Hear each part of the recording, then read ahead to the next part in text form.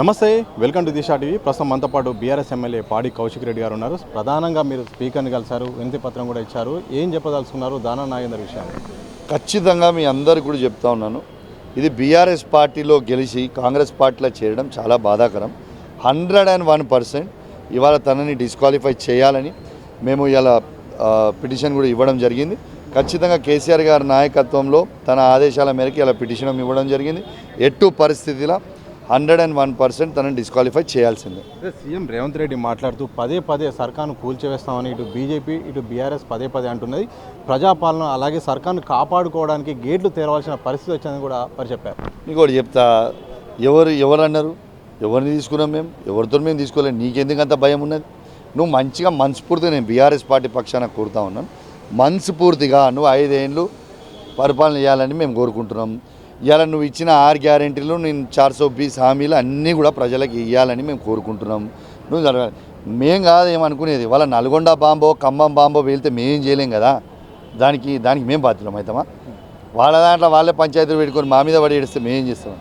So గతంలో మాత్రం ఇలాగే మా ఎమ్మెల్యేని తీసుకున్నారు, ఇప్పుడు బీఆర్ఎస్ ఎమ్మెల్యేని తీసుకుంటే దాంట్లో తప్పేంటి అని కూడా కొందరు కాంగ్రెస్ నేతలు చెప్తున్న సందర్భం. ఎక్కడ కూడా కేసీఆర్ గారు, నేను ఛాలెంజ్ ఇస్తున్నా, ఏ కాంగ్రెస్ ఎమ్మెల్యే వచ్చినా ఎవరు వచ్చినా నేను చర్చకు రావడానికి సిద్ధం ఉన్నా. ఒక్కసారైనా కేసీఆర్ గారు 2014 నుంచి 2023 వరకు ఇండివిజువల్గా ఒక్క ఎమ్మెల్యే కన్నా కనవతే దేనికంటే దానికేనా.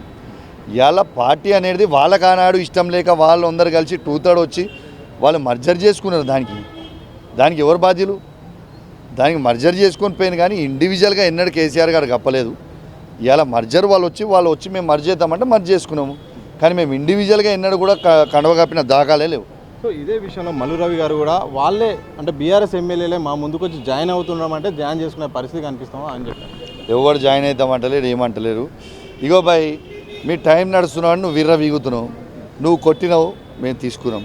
మేము కొట్టిన రోజు మీరు ఎవరు లేవడు, అది గుర్తుపెట్టుకోండి. 100 రోజుల విషయంలో 100 రోజుల పాలన వరకు ఇప్పటివరకు పాలన చేశాను, ఇకపై నా రాజకీయం ఏందో చూపిస్తానని రేవంత్ రెడ్డి గారు సవాల్ విసిరారు. అరే నీ గుండె మీద చేసుకొని చెప్పవా? 100 రోజులు పాలనలో చేస్తా అని చెప్పిండు, ఒక్కడనే చేసిండా? మహిళలకి 2500 ఇచ్చిండా?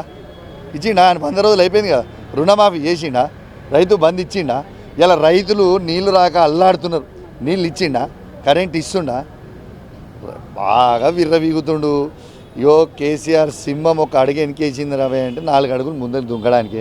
కాలం అన్నిటికీ సమాధానం చెప్తుంది. ఎగిరెగిరి పడకు. నువ్వు ముఖ్యమంత్రి అయినావు, మంచిగా తమీజ్గా ముఖ్యమంత్రిగా మాట్లాడు, మంచిగా ఉంటుంది.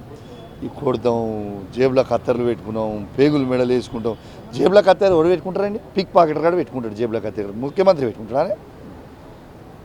ఏందో ఆయన కథ ఏందో, ఆయన మాట్లాడేందో ప్రజలంతా గమనిస్తున్నారు. అందరు నవ్వుకుంటారు, చీదరించుకుంటున్నారు. ఎవ్వరు కూడా మెస్సలేరు అట్లాంటి మాటల్ని. నీ మాటలు, నీ పద్ధతి, నీ భాష. నువ్వు ముఖ్యమంత్రి అయిపోయినావా? నువ్వు ఏం చేస్తావో చెయ్యి రాదు ప్రజలకి. నువ్వు చెప్పిన హామీలు చేయి. ఎంతసేపు కేసీఆర్ గారిని తిట్టుడు, కేటీఆర్ గారిని తిట్టుడు, హరీష్ రావు గారిని తిట్టుడు తప్పితే ఇంకేమైనా వేరే పని ఉన్నా వీళ్ళకి? Thank you.